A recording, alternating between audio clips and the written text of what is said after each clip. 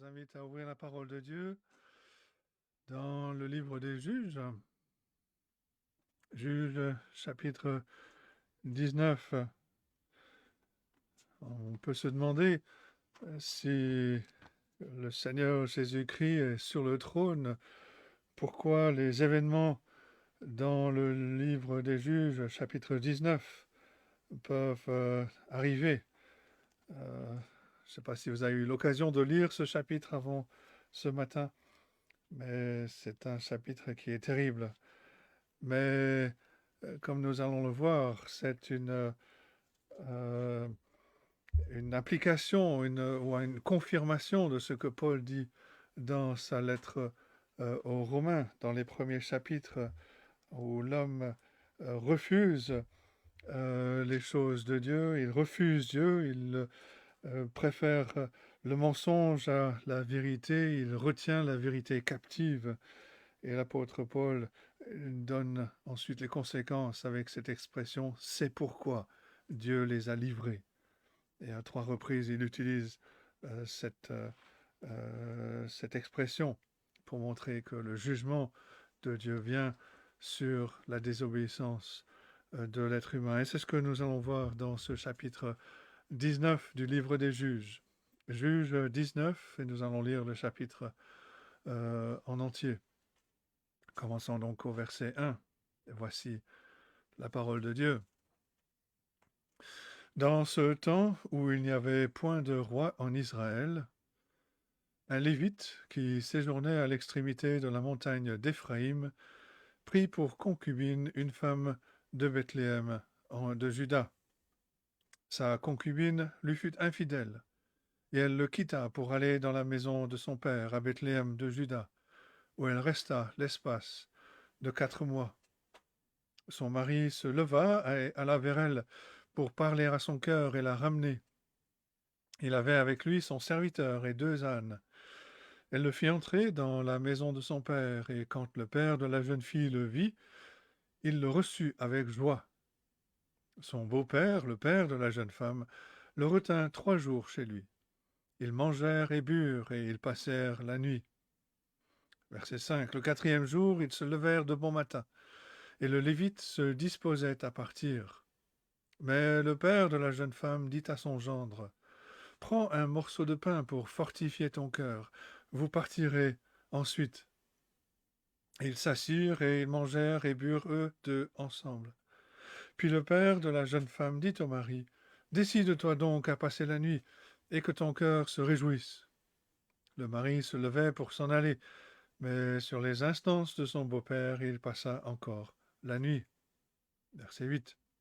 Le 5e jour, il se leva de bon matin pour partir. Alors le père de la jeune femme dit, « Fortifie ton cœur, je te prie, et restez jusqu'au déclin du jour. » Et ils mangèrent eux 2. Le mari se levait pour s'en aller, et sa concubine et son serviteur. Mais son beau-père, le père de la jeune femme, lui dit, « Voici, le jour baisse, il se fait tard, passez donc la nuit. Voici, le jour est sur son déclin, passe ici la nuit et que ton cœur se réjouisse. Demain, vous vous lèverez de bon matin pour vous mettre en route, et tu t'en iras à ta tente. » Le mari ne voulut point passer la nuit. Il se leva et partit. Il arriva jusque devant Jébus, qui est Jérusalem, avec les 2 ânes bâtés et avec sa concubine. Lorsqu'ils furent près de Jébus, le jour avait beaucoup baissé. Le serviteur dit alors à son maître, « Allons, dirigeons-nous vers cette ville des Jébusiens, et nous y passerons la nuit. » Son maître lui répondit, « Nous n'entrerons pas dans une ville d'étrangers, où il n'y a point d'enfants d'Israël. Nous irons jusqu'à Gibéa. » Il dit encore à son serviteur, « Allons, approchons-nous de l'un de ces lieux, Gibéa ou Rama, et nous y passerons la nuit. » Ils continuèrent à marcher, et le soleil se coucha quand ils furent près de Gibéa, qui appartient à Benjamin. Ils se dirigèrent de ce côté pour aller passer la nuit à Gibéa. Le Lévite entra, et il s'arrêta sur la place de la ville. Il n'y eut personne qui le reçoive dans sa maison pour qu'ils y passent la nuit. Et voici un vieillard revenait le soir de travailler au champ. Cet homme était de la montagne d'Éphraïm. Il séjournait à Gibéa. Et les gens du lieu étaient benjamites. Il leva les yeux et vit le voyageur sur la place de la ville. Et le vieillard lui dit, où vas-tu et d'où viens-tu? Il lui répondit, nous allons de Bethléem de Juda jusqu'à l'extrémité de la montagne d'Éphraïm, d'où je suis. J'étais allé à Bethléem de Juda et je me rends à la maison de l'Éternel. Mais il n'y a personne qui me reçoive dans sa demeure. Nous avons cependant de la paille et du fourrage pour nos ânes. Nous avons aussi du pain et du vin pour moi, pour ta servante et pour le garçon qui est avec tes serviteurs. Il ne nous manque rien. Le vieillard dit, que la paix soit avec toi. Je me charge de tous tes besoins. Tu ne passeras pas la nuit sur la place. Il les fit entrer dans sa maison et il donna du fourrage aux ânes. Les voyageurs se lavèrent les pieds, puis ils mangèrent et burent. Pendant qu'ils étaient à se réjouir, voici, les hommes de la ville, gens pervers, entourèrent la maison, frappèrent à la porte et dirent au vieillard, maître de la maison, fais sortir l'homme qui est entré chez toi, pour que nous le connaissions. Le maître de la maison, se présentant à eux, leur dit, non, mes frères, ne faites pas le mal, je vous prie. Puisque cet homme est entré dans ma maison, ne commettez pas cette infamie. Voici, j'ai une fille vierge, et cet homme a une concubine. Je vous les amènerai dehors. Vous les déshonorerez, et vous leur ferez ce qu'il vous plaira. Mais ne commettez pas sur cet homme une action aussi infâme. Ces gens ne voulurent point l'écouter. Aussi, alors l'homme prit sa concubine et la leur amena dehors. Ils la connurent, et ils abusèrent d'elle toute la nuit jusqu'au matin. Puis ils la renvoyèrent au lever de l'aurore. Vers le matin, cette femme alla tomber à l'entrée de la maison de l'homme chez qui était son mari, et elle resta là jusqu'au jour. Et le matin, son mari se leva, ouvrit la porte de la maison et sortit pour continuer son chemin. Mais voici la femme, sa concubine, était étendue à l'entrée de la maison, les mains sur le seuil. Il lui dit, lève-toi, et allons-nous-en. Elle ne répondit pas. Alors le mari la mit sur un âne, et partit pour aller dans sa demeure. Arrivé chez lui, il prit un couteau, saisit sa concubine, et la coupa, membre par membre, en 12 morceaux, qu'il envoya dans tout le territoire d'Israël. Tous ceux qui virent cela dirent, jamais rien de pareil n'est arrivé, et ne s'est vu depuis que les enfants d'Israël sont montés du pays d'Égypte jusqu'à ce jour. Prenez la chose à cœur, consultez-vous et parlez. Et c'est la parole de Dieu.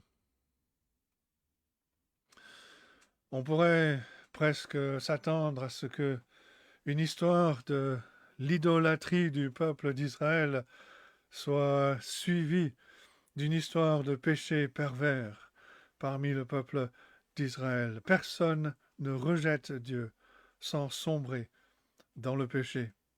Que ce soit le péché comme la perversion sexuelle, le mensonge, le vol ou le meurtre, ou le péché que l'on pense propre et étincelant de créer sa propre religion avec ses traditions, avec son sacrificateur, son prêtre, son éphode, tout en rejetant la vérité de Dieu. Tous sont des péchés.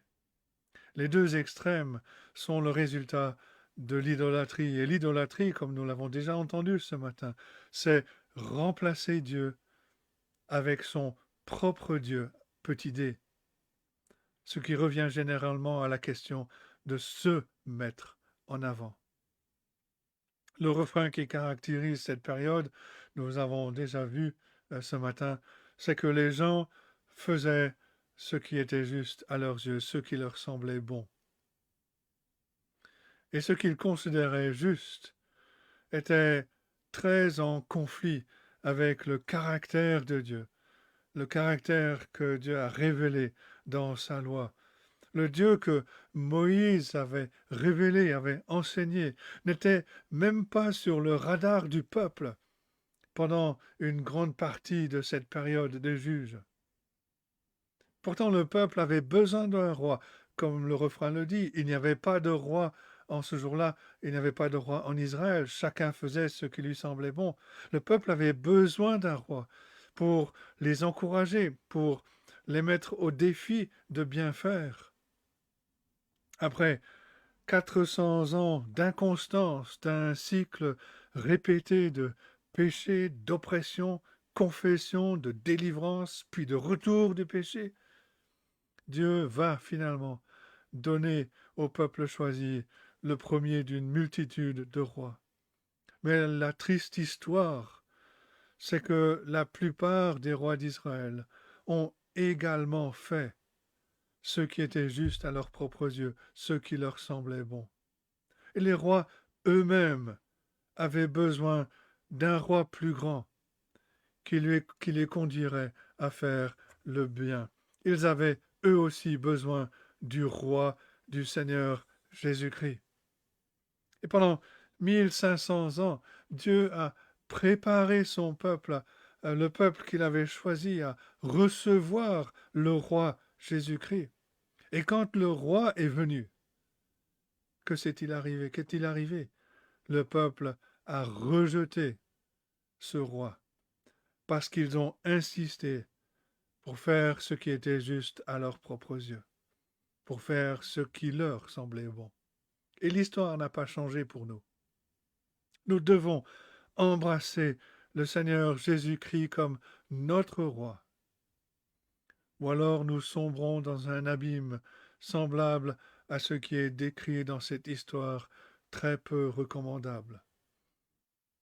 La loi immuable de Dieu, c'est que lorsque les gens qu'ils rejettent le Seigneur Jésus-Christ qui est venu nous présenter et nous réconcilier avec Dieu, lorsque les gens rejettent le Seigneur Jésus-Christ, lorsqu'ils rejettent Dieu, ils sombrent dans le péché. Et parfois, le péché peut s'exprimer en perversion grossière. Parfois, le péché est exprimé dans une religion claire, limpide, une religion faite maison, faite par l'homme. Mais les deux sont des expressions de la rébellion contre Dieu. Cela apporte la colère sous une forme ou une autre. Et nous devons donc apprendre de l'histoire de ce texte, à quoi ressemble l'horreur du péché. Et que le résultat soit que nous allions courir pour embrasser le Seigneur Jésus-Christ, le Roi, le Sauveur, celui qui nous réconcilie avec Dieu.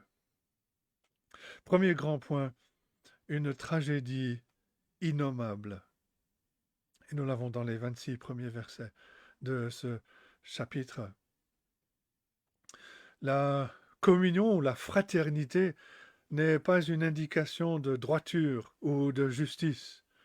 Certaines communions, certaines fraternités peuvent être contre-productives.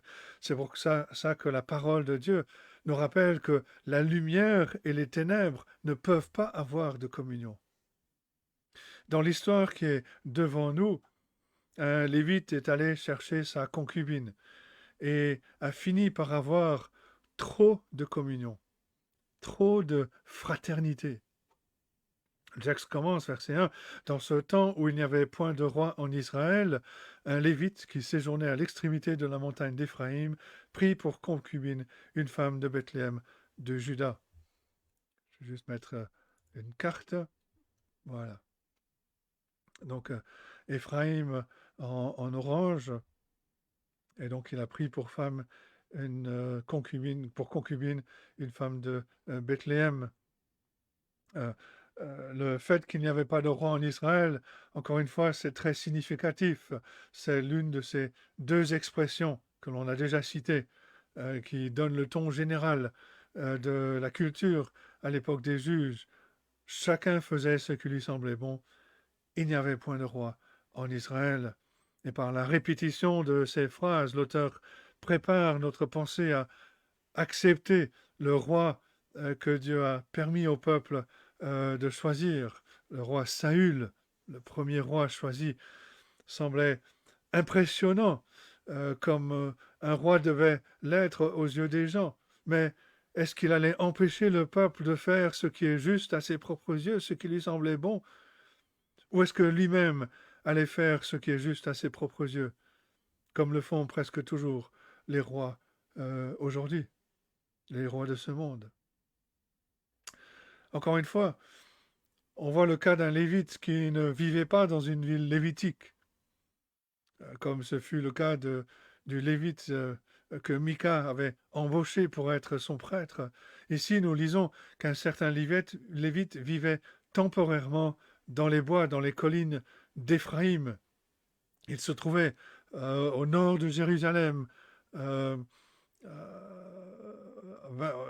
au nord de Gibéa, euh, donc dans la région, sur la carte, ça serait dans la région de Bethel, quelque part par là.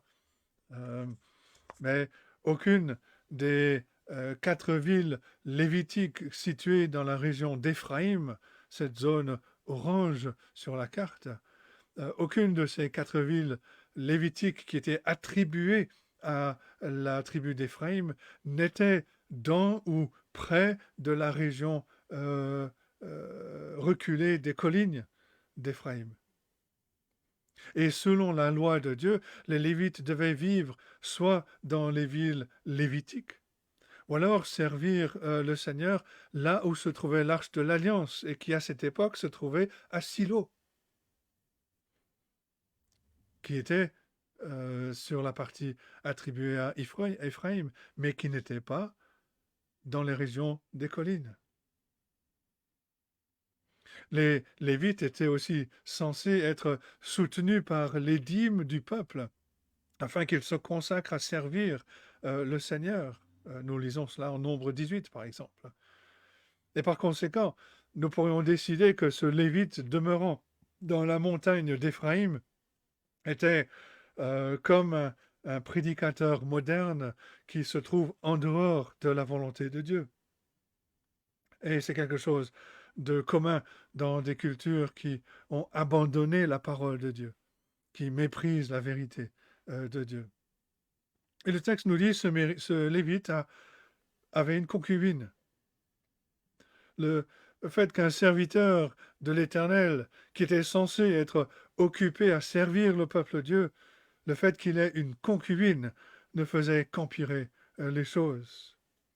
Il est vrai que parmi le peuple d'Israël, la possession d'une concubine était devenue quelque chose d'acceptable depuis l'époque d'Abraham. Une concubine était un ajout, c'était une presque épouse. L'argument était qu'elle pouvait aider à ajouter à la postérité de l'homme qui, en Israël, était responsable de construire la nation que Dieu avait promis à Abraham. Mais ça, c'était une explication créative pour satisfaire la convoitise et les désirs charnels. Et les hommes pécheurs sont toujours créatifs dans la façon dont ils excusent leurs péchés. Le plan de Dieu pour le mari et la femme n'est pas difficile à comprendre. Il est universellement vrai. Il reste vrai tant que Dieu donne du temps à la race humaine sur terre. Au commencement, Dieu dit en Genèse 2, verset 24, c'est pourquoi l'homme quittera son père et sa mère, s'attachera à sa femme, et ils deviendront une seule chair. Et pour plus de clarté, Jésus a répété la même règle à ceux qui la questionnaient. Matthieu 19, verset 4 à 6. Jésus répondit, n'avez-vous pas lu que le Créateur au commencement fit l'homme et la femme et qu'il dit, c'est pourquoi l'homme quittera son père et sa mère et s'attachera à sa femme et les deux deviendront une seule chair. Ainsi, ils ne sont plus deux, mais ils sont une seule chair. Que l'homme donc ne sépare pas ce que Dieu a joint. Cela semble assez clair. Le plan de Dieu ne permet pas qu'une autre femme soit amenée dans l'union d'une seule chair. C'est un homme, une femme. Mais voilà, telle était la culture au temps des juges. Verset 2, sa concubine lui fut infidèle. Et elle le quitta pour aller dans la maison de son père à Bethléem de Juda, où elle resta l'espace de 4 mois. Et le mot traduit par infidèle signifie en réalité être sexuellement immoral, jouer la prostituée. Et ce terme, la plupart du temps, parle de l'infidélité du peuple d'Israël quand il a couru après les faux dieux païens. Dieu décrit par ce terme son peuple Israël comme une femme infidèle qui agit comme une prostituée. C'est un terme qui est fort. Et on voit que la relation entre cet homme et sa concubine n'était pas une relation harmonieuse. Elle lui était infidèle. Elle commet l'adultère et elle l'abandonne pour retourner chez son père à Bethléem. C'est une aliénation totale, puisque quitter un maître, quitter un mariage, même si celui-ci est de seconde classe, si on peut le dire, c'était quelque chose qui était absolument inadmissible. Et pourtant, le Lévite attend 4 mois avant d'aller la voir pour parler à son cœur et la ramener. Certains commentateurs ont proposé que l'homme lui donnait le temps de se calmer, de souffler un peu. Mais ça, c'est sûrement lire ou imposer des sensibilités modernes dans le texte.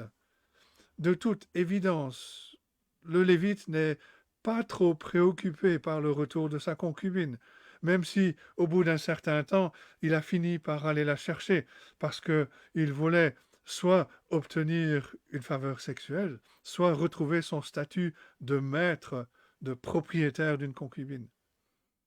Mais ce n'était pas une relation amoureuse, c'était ni une relation durable.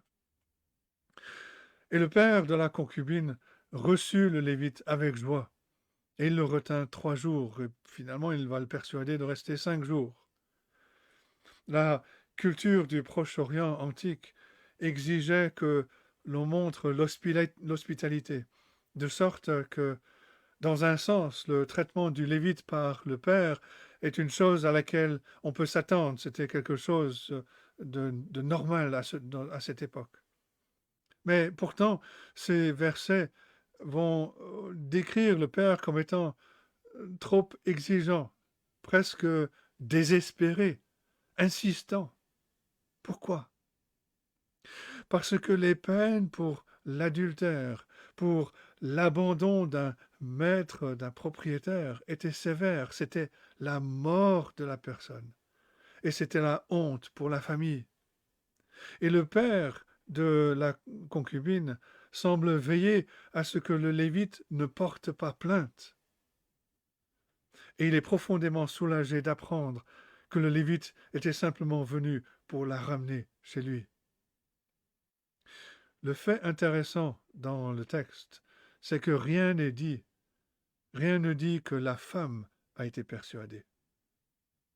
Toute l'action se passe au niveau de l'interaction entre le père et le mari, entre guillemets.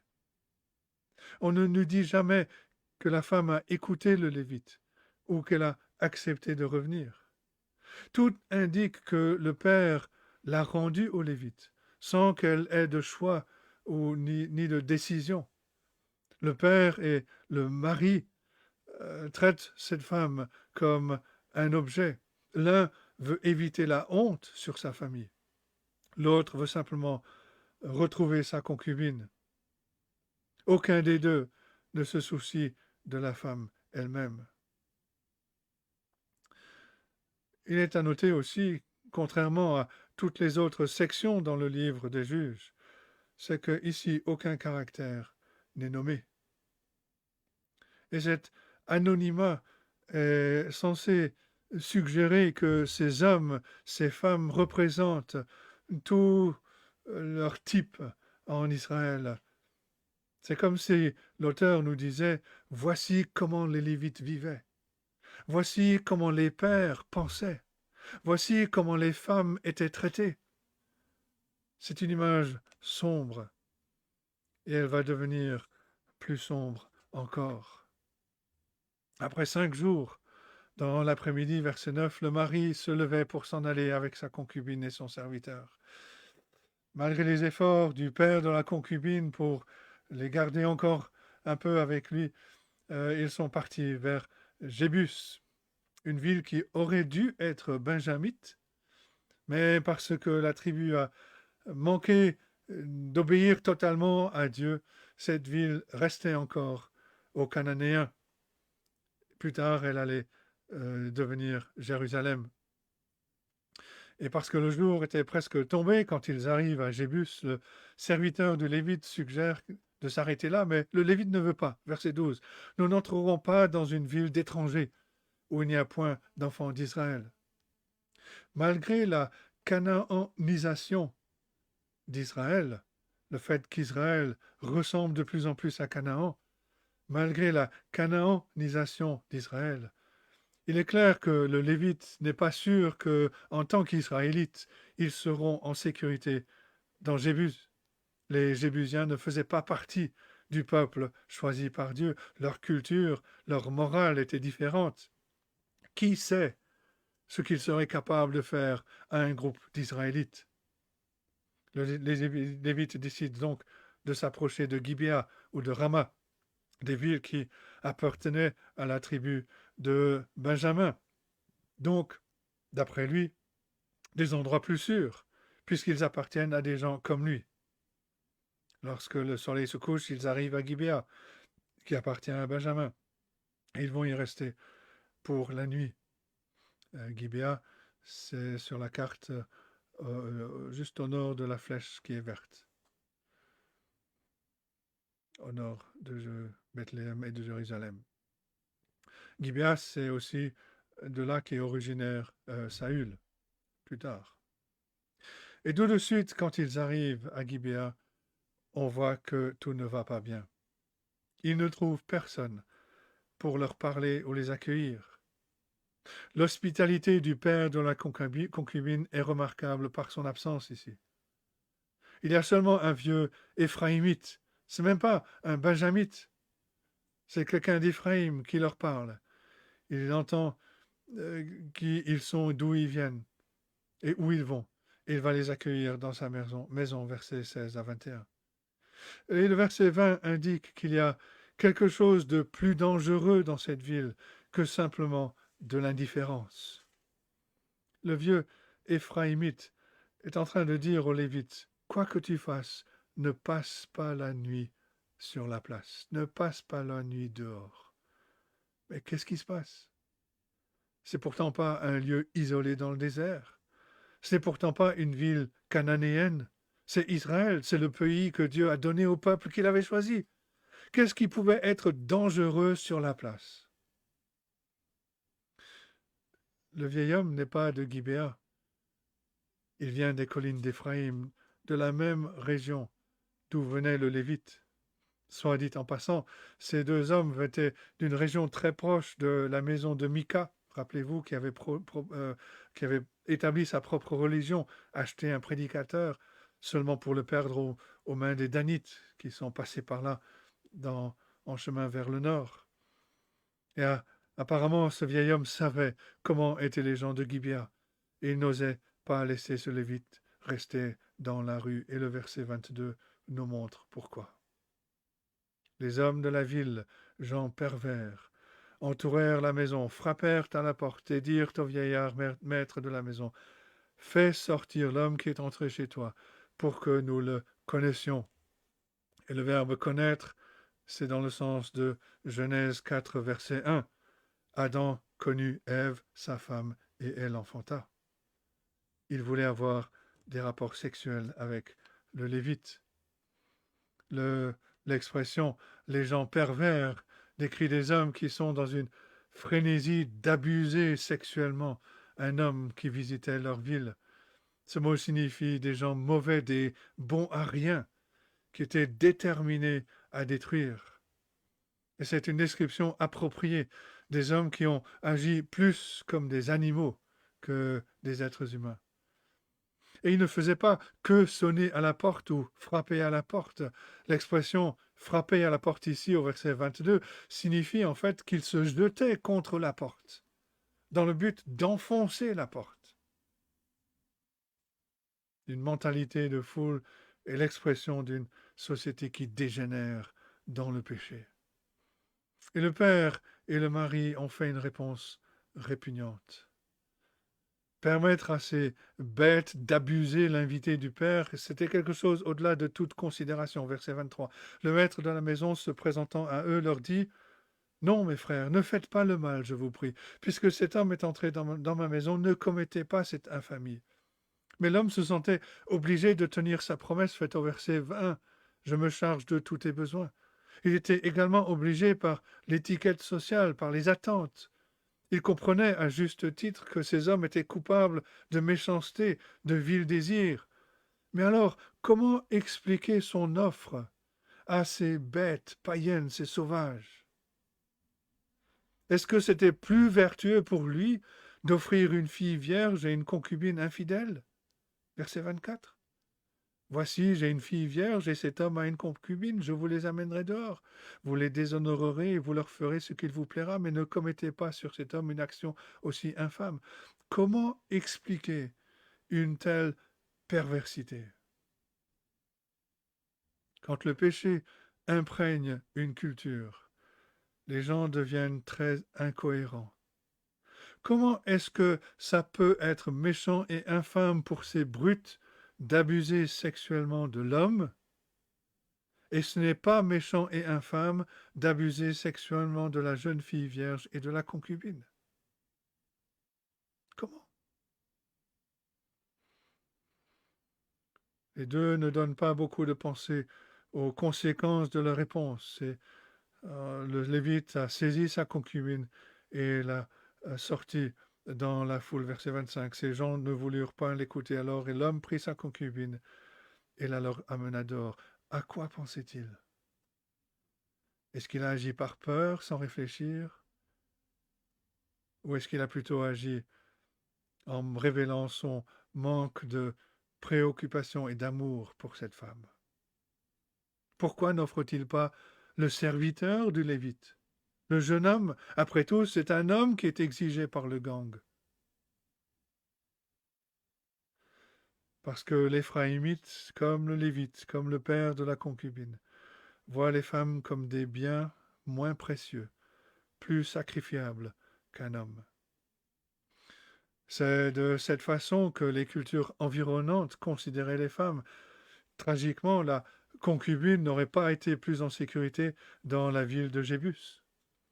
Et c'était cette vision qui avait imprégné les hommes d'Israël plutôt que le principe de création de Dieu, que l'homme et la femme sont tous deux créés à son image, tous deux intrinsèquement précieux, complémentaires mais égaux en valeur.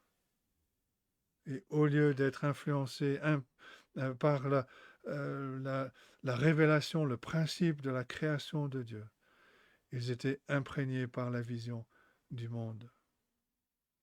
C'est un incident si terrible que nous devrions faire très attention de tracer des lignes nettes entre leur époque et la nôtre. Mais il vaut peut-être la peine de se poser les questions suivantes si nous sommes des hommes chrétiens. Est-ce que nous écoutons notre culture sur la façon dont nous devrions considérer, traiter ou regarder les femmes? Ou bien est-ce que nous sommes imprégnés par la révélation de la parole de Dieu? De quelle façon est-ce que nous risquons de traiter les femmes comme des biens, comme des choses? Ce sont des questions auxquelles nous, les hommes, devons répondre. Ce qui se passe ici à Gibéa est très similaire aux événements de Sodome en Genèse 19, les 11 premiers versets. Des gens arrivent en ville, en Genèse 19, ce sont des anges. Les hommes entourent la maison, cherchent à défoncer la porte, exigent d'avoir des relations sexuelles avec un homme ou des hommes. L'hôte supplie les hommes de ne pas le faire, il leur propose plutôt des femmes. Les seules différences sont que dans Sodome, chaque homme faisait partie de la foule. Ici, ce sont quelques-uns des hommes méchants pervers. Et à Sodome, les visiteurs étaient des anges qui ont simplement frappé tous les hommes d'aveuglement. Ici, à Gibéa, le Lévite prit sa concubine et la ramena dehors. Ils la connurent et ils abusèrent d'elle toute la nuit jusqu'au matin. Ça vaut la peine de se rappeler que ce sont des faits qui se sont qui sont arrivés, des faits qui devraient nous bouleverser. Sodome est un grand exemple dans l'Ancien Testament de la rébellion contre Dieu, qui apporte à juste titre sur lui-même le jugement de Dieu. Et le parallèle entre cette ville païenne de Sodome et Gibéa, la ville israélite, porte un message évident. Voici le peuple que Dieu a choisi. Le peuple qui a reçu les alliances d'Abraham, de Moïse, la loi, les prophètes, le tabernacle, l'Exode, plus récemment les juges libérateurs. Et malgré tout cela, ils ne valent pas mieux que les Cananéens, que les nations païennes qui n'avaient reçu aucune de ces bénédictions. Le peuple d'Israël ne s'avère pas meilleur que les autres. Ils sont devenus comme Sodome. Et voilà à quoi ressemble une culture quand la loi de Dieu lui permet de livrer les gens à leur convoitise. Romains chapitre 1. C'est pourquoi Dieu les a livrés. On doit avoir pitié de cette pauvre femme, même si elle avait été infidèle. Et pourtant, avec toute la culture, elle a prouvé cette réalité. Vous moissonnez ce que vous semez. Vous moissonnez après avoir semé, et vous moissonnez plus que vous semez. Oui, c'est la loi de Dieu, mais nous ne devrions jamais nous réjouir de voir les pécheurs récolter les conséquences de leurs péchés. C'est une tragédie innommable. Deuxième grand point, une réponse qui est pire. Les versets 27 à 30. Les versets suivants sont déchirants dans leur brièveté, dans leur intensité. À l'aube, après une nuit entière, la femme a été libérée.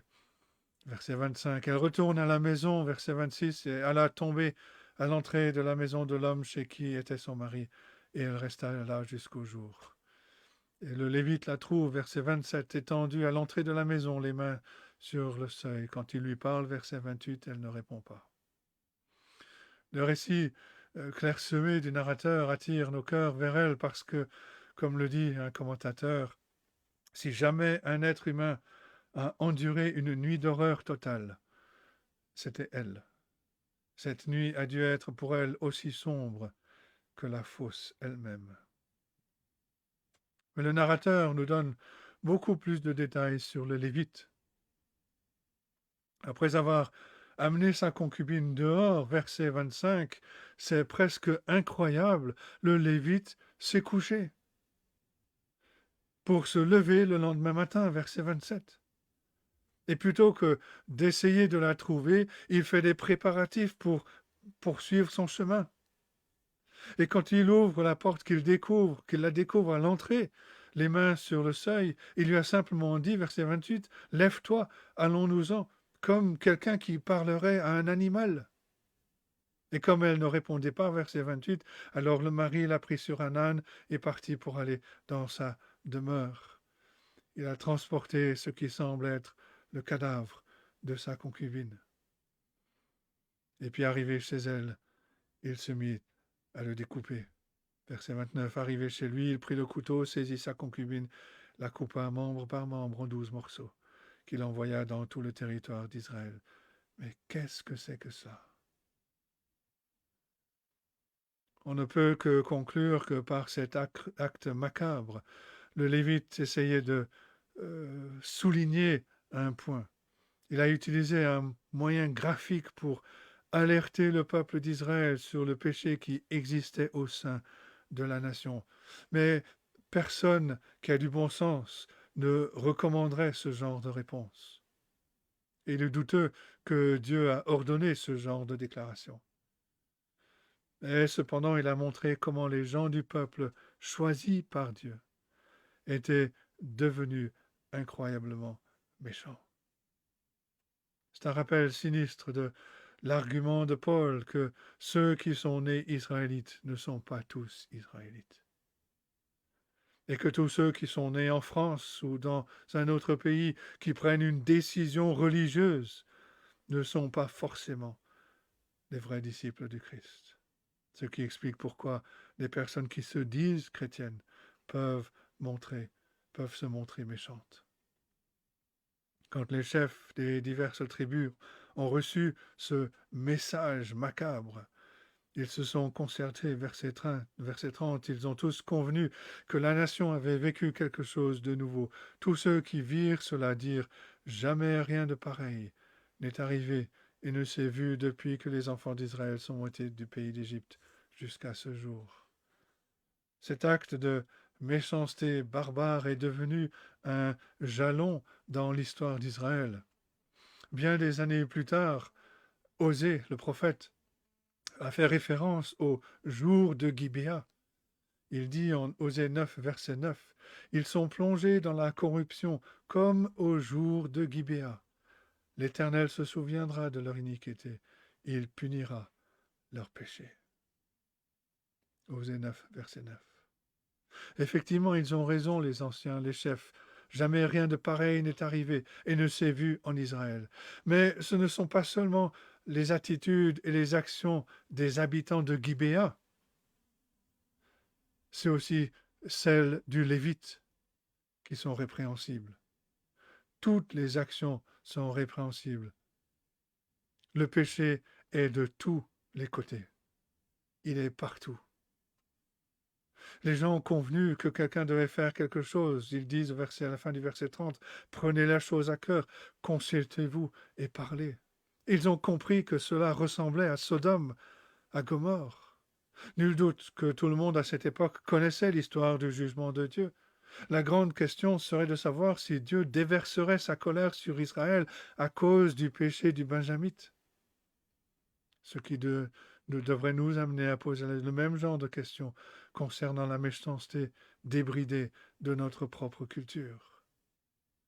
La réponse à la question est que Dieu ne juge pas toujours le péché de la même manière, mais que Dieu juge toujours le péché. L'histoire nous rappelle très clairement que faire ce qui est juste à nos propres yeux, faire ce qui nous semble bon, peut être aussi horrible que la convoitise sexuelle pervertie, débridée, ou elle peut être aussi aseptisée que les pharisiens faisaient leur propre loi qui était contraire à celle de Dieu. Dans les deux extrêmes, le problème est le même. L'individu choisit d'être Dieu et il détrône son Créateur. Et un tel rejet du maître légitime se trouve dans d'autres expressions multiples de rébellion contre la parole de Dieu, entre ces deux extrêmes. Les Israélites, dans cette histoire, étaient censés être le peuple de Dieu. Ils étaient fiers d'être appelés la nation de Dieu. Ils étaient fiers d'être identifiés comme le peuple choisi par Dieu. Mais ils vivaient comme les pires pécheurs du monde.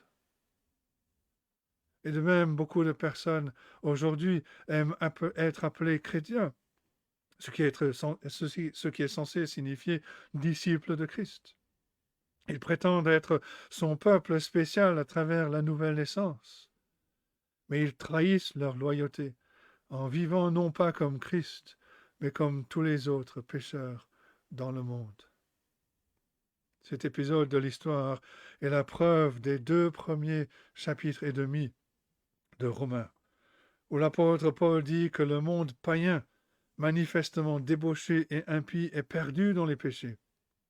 Mais il souligne aussi que la personne morale, religieuse, extérieurement bonne, est également perdue dans le péché.